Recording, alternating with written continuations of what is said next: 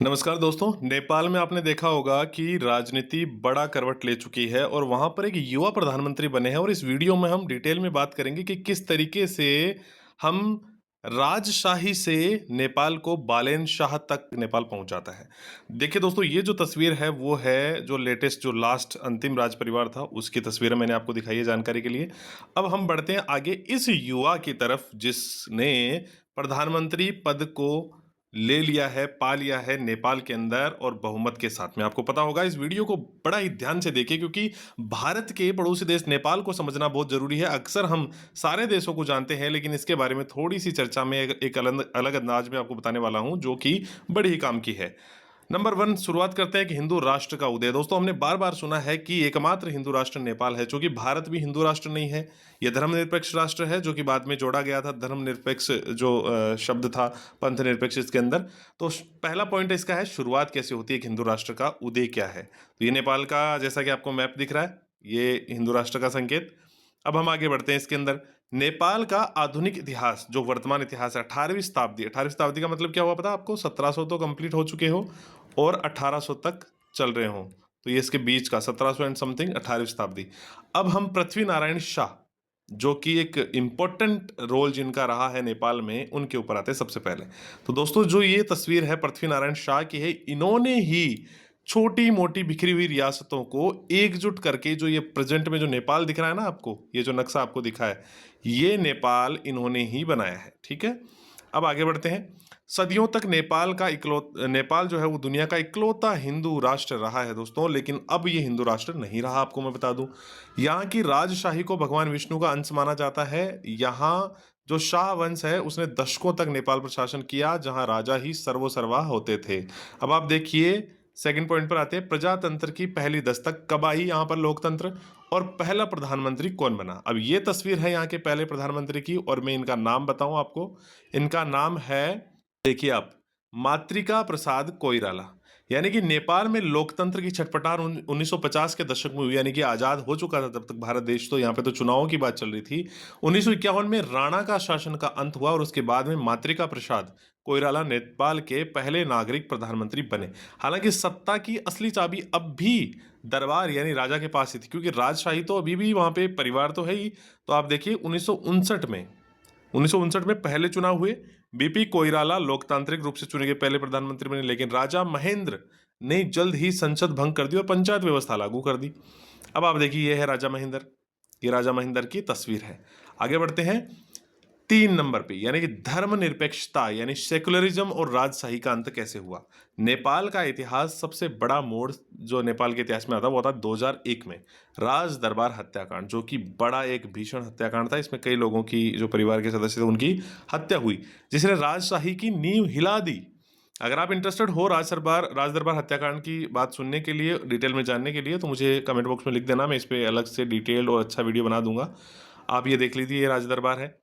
इसके बाद माओवादी विद्रोह यानी कम्युनिस्ट और जन आंदोलन के दबाव में 2006 में राजा को घुटने टेकने पड़े नेपाल में।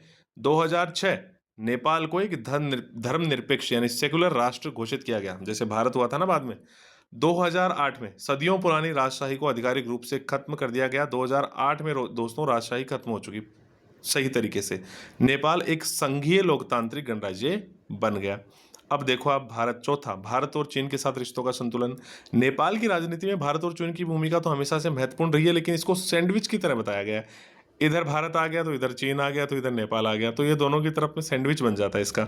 भारत के साथ रिश्ता क्या है? नेपाल और भारत का रोटी बेटी का रिश्ता रहा हुआ है। 1950 की संधि के तहत दोनों देश के बीच खुली सीमाएं हैं दोस्तों। सांस्कृतिक और धार्मिक रूप से भी हम एक जैसे हैं।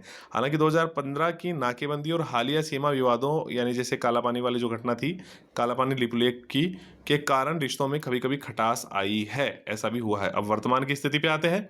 बालेन शाह तक पहुंचते हैं हम, राजशाही से चल रहे थे, राजशाही से 5 नंबर में वर्तमान की स्थिति और 2025 की जेएनजे क्रांति जो सितंबर आई थिंक उसके आसपास हुई थी 2025 में। नेपाल की पुरानी पार्टियां थी, नेपाली कांग्रेस, कम्युनिस्ट पार्टी, है ना, यूएमएल, माओवादी ने दशकों तक गठबंधन की राजनीति की, लेकिन वो स्थिरता देने में, नेपाल में स्थिरता नहीं ला पाए वो अच्छे से। भ्रष्टाचार और आर्थिक कुप्रबंधन ने जनता को सड़कों पर ला दिया। आप सोचिए कि 2008 में ढंग से राजशाही का अंत हुआ और उसके बाद से ही ज्यादा टाइम हुआ नहीं है, अभी लगभग 20 साल भी पूरे नहीं हुए, और इस तरीके से यहीं से उदय हुआ बालेन शाह का। अब ये यंगेस्ट बहुत ही डैशिंग प्रधानमंत्री बन चुके हैं दोस्तों। अब आप ये देखिए, सितंबर 25 की क्रांति जो थी उसने साफ कर दिया कि जनता पुराने चेहरों से थक चुकी है, और नेपाल की जनता बहुत जल्दी थक चुकी।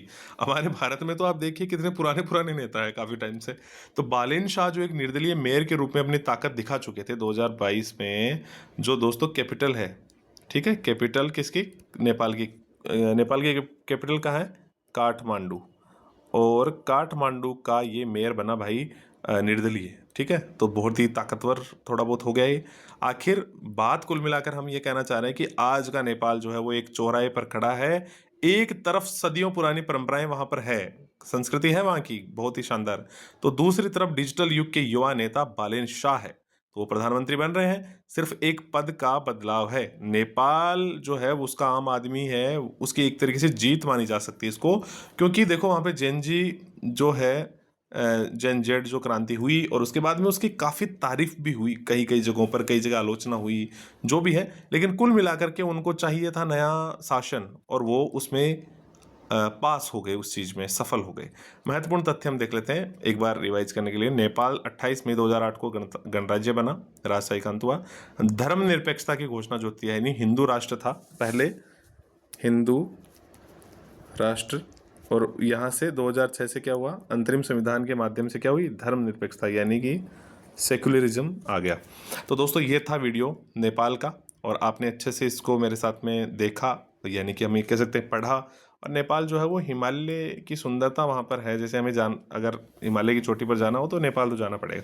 तो इस तरीके से आप ये देखिए कि ये नेपाल की राजनीति के बारे में हल्का फुल्का मैंने आपको ओवरव्यू दे दिया, ताकि आपके ये काम आए नेपाल की राजनीति को समझने के लिए, क्योंकि अब नया प्रधानमंत्री आया तो हलचल कुछ ना कुछ नई नई रहती रहेगी। और नेपाल के रिश्ते नए प्रधानमंत्री के भारत के साथ कैसे होते हैं, चीन के साथ वो क्या तालमेल बिठाता है, इस तरीके से हमें ये देखना बड़ा दिलचस्प होगा। तो आज ही आपने ये चीज़ पढ़ ली और देख ली। अब आगे मैं आपके लिए अच्छे अच्छे वीडियोज़ लाता रहूँगा। बीच में थोड़ा मैंने ब्रेक ले लिया, सब्सक्राइबर्स भी मेरे बहुत कम है अभी हालांकि इस चैनल पर, लेकिन फिर भी कोशिश करते हैं, बहुत अच्छी कोशिश करेंगे, बहुत ही शानदार कमबैक करेंगे, और अच्छे अच्छे वीडियोज़ में लाता रहूँगा। आप चैनल को सब्सक्राइब करें, वीडियो को लाइक करें, और अपने दोस्तों के साथ में शेयर करें। और कुछ इंप्रूवमेंट चाहिए आपको तो मुझे ज़रूर आप कमेंट बॉक्स में ज़रूर लिखें। Thanks for watching.